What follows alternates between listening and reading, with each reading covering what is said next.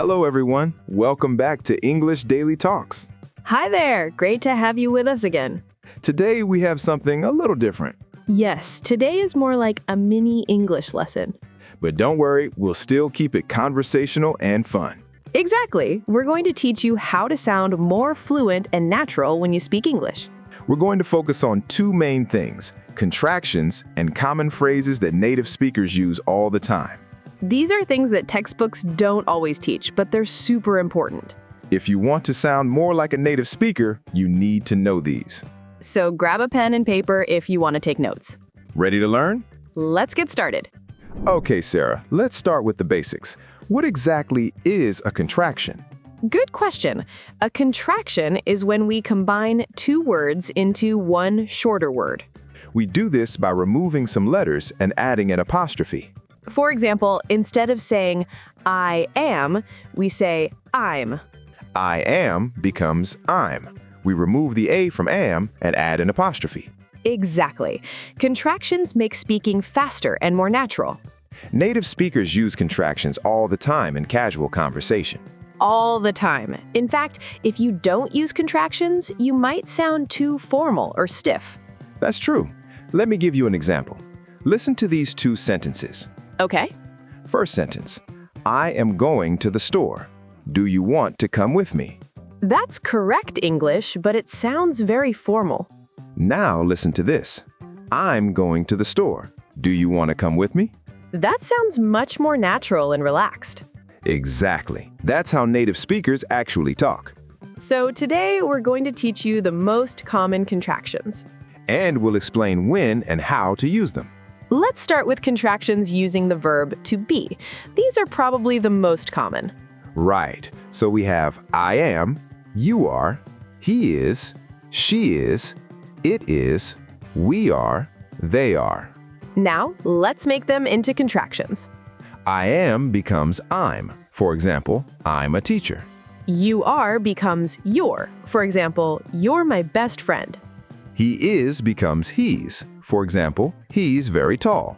She is becomes she's. For example, she's from Brazil. It is becomes it's. For example, it's a beautiful day. Be careful with this one. It's with an apostrophe means it is, but it's without an apostrophe means belonging to it. Good point. It's raining means it is raining, but the dog wagged its tail means the tail belonging to the dog. That's a common mistake, so pay attention to that. Now continuing with contractions. We are becomes we're. For example, we're going to the park. And they are becomes they're. For example, they're my neighbors. Great. Now let's practice the negative forms. Yes, I am not becomes I'm not. For example, I'm not hungry. You are not can become you're not or you aren't. Both are correct. He is not can be he's not or he isn't. She is not can be she's not or she isn't. It is not can be it's not or it isn't. We are not can be we're not or we aren't. And they are not can be they're not or they aren't. Native speakers use both forms, so you can choose whichever feels more comfortable. Exactly. There's no wrong choice between the two. Now let's talk about contractions with have and has. These are very common too, especially in present perfect tense. I have becomes I've. For example, I've been to Paris. You have becomes you've. For example, you've done a great job. He has becomes he's. Wait, that's the same as he is. Yes, he's can mean he is or he has. You know the meaning from context. For example, he's a doctor means he is a doctor, but he's finished his homework means he has finished his homework. Good examples. Continuing, she has becomes she's. It has becomes its. Again, it's can mean it is or it has. Context is key.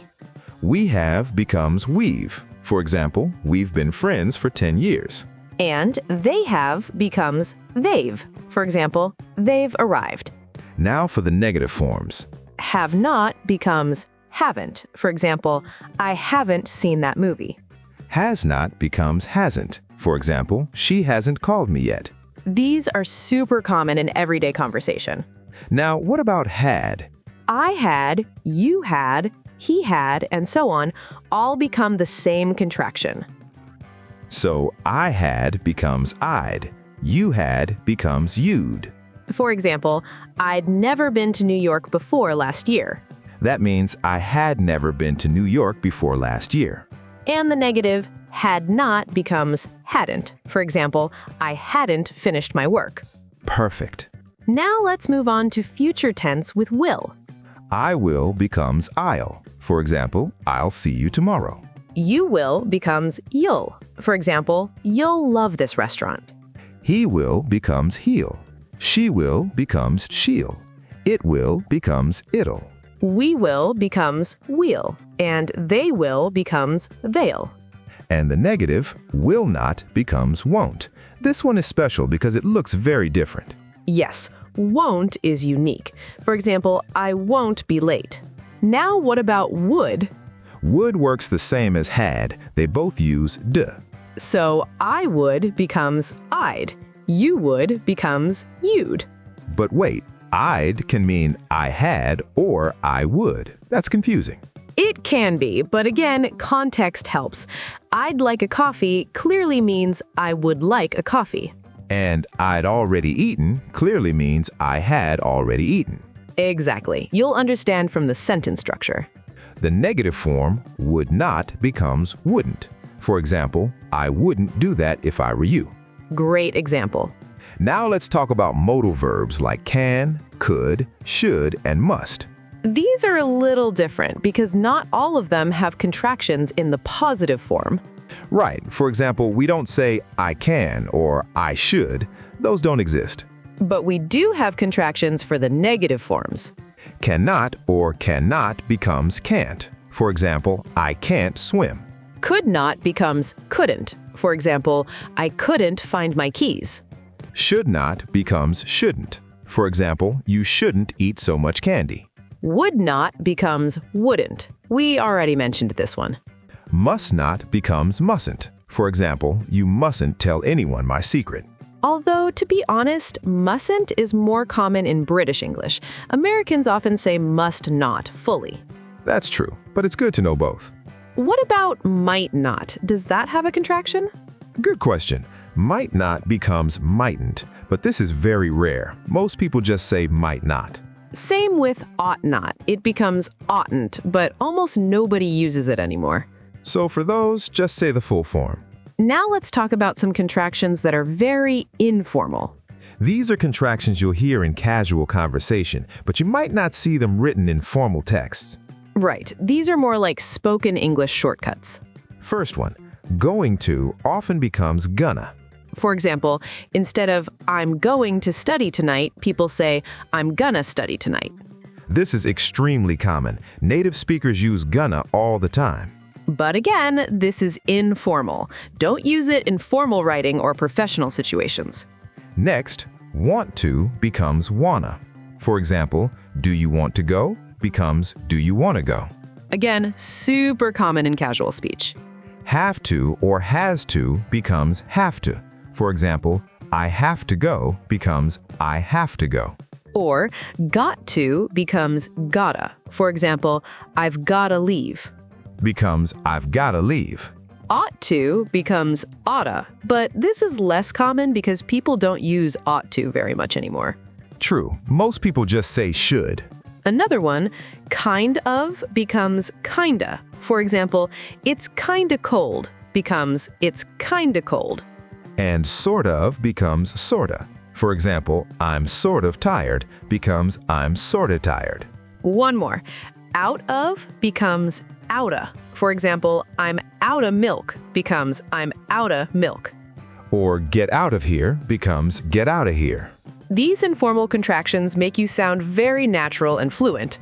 But again, use them in casual situations, not formal ones. Okay, now let's move on to common phrases that native speakers use all the time. These are phrases that help your English sound more natural and conversational. First category, filler words and phrases. These are words we use while we're thinking.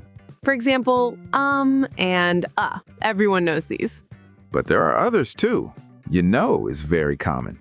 For example, I was thinking, maybe we could go to the movies. I mean is another one. For example, I like him. I mean, he's a nice person. Like is used a lot, especially by younger people. It was like really cold outside. Well, at the beginning of a sentence. Well, I'm not sure about that. So at the beginning. So what do you want to do today? These filler words make your speech sound more natural, not like you're reading from a script. Exactly, but don't overuse them. Too many fillers can be annoying. Drew, use them naturally, not in every sentence. Let's talk about some phrases that native speakers use to respond or react. Yes, these are super useful in conversations. When you agree with someone, you can say exactly or absolutely. For example, if I say, "This weather is terrible," you can respond, "Absolutely, it's been raining all week." Or, I know, right? This is very casual and shows you agree strongly. For example, "This coffee is so good." I know, right? It's the best. When you don't agree, you can say, I don't know about that, or I'm not sure about that. These are polite ways to disagree without being rude. You can also say, maybe, but, for example, this restaurant is expensive. Maybe, but the food is really good. Another useful phrase is, "That makes sense," when you understand something. For example, I'm tired because I didn't sleep well. That makes sense. When you're surprised, you can say, "Really?" or "No way," or "Are you serious?" For example, I just won the lottery. No way. Are you serious? When something is obvious, you can say, "Obviously," or "Of course." For example, do you like pizza? Obviously, who doesn't? These little phrases make conversations flow much better. Now let's talk about how to express opinions naturally. Instead of always saying, "I think," there are other ways. You can say, in my opinion, but that's formal. More casual options are, I feel like, or I'd say. For example, "I feel like this movie is overrated," or "I'd say it's not worth the money." You can also say, to be honest, or honestly, when you want to be direct. For example, "To be honest, I didn't like the food at that restaurant." If you ask me is another one. If you ask me, we should leave now. When you're not completely sure, you can say, "I guess," or "I suppose so." Or, it seems like, when something appears to be true. It seems like it's going to rain. For feelings, instead of always saying, "I'm happy" or "I'm sad," you can use more specific words. I'm excited. I'm thrilled. I'm pumped. These all mean very happy. "I'm bummed" or "I'm disappointed" for when things don't go well. I'm stressed out, or I'm overwhelmed when you have too much to do. "I'm exhausted" or "I'm wiped out" when you're very tired. Using these varied expressions makes you sound more fluent. Okay, Sarah, let's talk about some common mistakes students make with contractions. Good idea. First mistake, using contractions in formal writing. Right. In essays, business emails, or formal letters, you should write out the full words. Write "I am" instead of "I'm." Cannot instead of can't. But in casual emails to friends, texts, and spoken English, contractions are perfectly fine. Second mistake, confusing it's and its. It's with an apostrophe always means it is or it has. It's without an apostrophe shows possession. For example, it's raining means it is raining, but the dog lost its collar, the collar belongs to the dog. Third mistake, confusing your and your. Your means you are. Your shows possession. You're a great teacher versus your book is on the table. Fourth mistake, confusing there, and there. There means they are. There shows possession. There refers to a place or is used with is or are. For example, they're going to their house over there. All three in one sentence, that's confusing. It is, but with practice, you'll get it. Fifth mistake, not using contractions in spoken English. Some students say, I am going, instead of I'm going, because they want to be correct. But actually, using contractions is correct. It sounds more natural. Don't be afraid to use contractions when you speak. So, how can our listeners practice using contractions and natural phrases? Great question. First, listen to native speakers. Watch movies, TV shows, listen to podcasts. Pay attention to how they speak. Notice the contractions and phrases they use. Second, practice speaking out loud. Don't just read silently. Say sentences using contractions. I'm going to the store. He's my brother. We're happy. The more you practice, the more natural it'll feel. Third, think in English, not in your native language. When you think in English, you'll naturally start using contractions. Fourth, don't worry about making mistakes. Everyone makes mistakes when learning. The important thing is to keep practicing and trying. And fifth, have conversations with other English speakers as much as possible. Real conversations are the best practice. You can also practice with language exchange partners online. Yes, there are many apps and websites where you can find conversation partners. The key is to use English actively, not just study it passively. Exactly. Use what you learn. Well, we covered a lot today. We did contractions with to be, have, will, would, and modal verbs. Informal contractions like gonna, wanna, and gotta. Common conversational phrases and expressions. And mistakes to avoid. I hope this helps you sound more fluent and natural when you speak English. Remember, it's okay to sound casual and relaxed. That's how native speakers talk. Don't try to sound too formal or textbook perfect. Real English is more relaxed. Practice using these contractions and phrases in your daily life. And listen carefully to how native speakers use them. If you have questions about anything we talked about today, leave a comment. We love hearing from you, and we'll answer your questions. Thank you so much for listening to English Daily Talks. We'll see you in the next episode. Until then, keep practicing. And don't forget to use your contractions. Bye, everyone. Bye.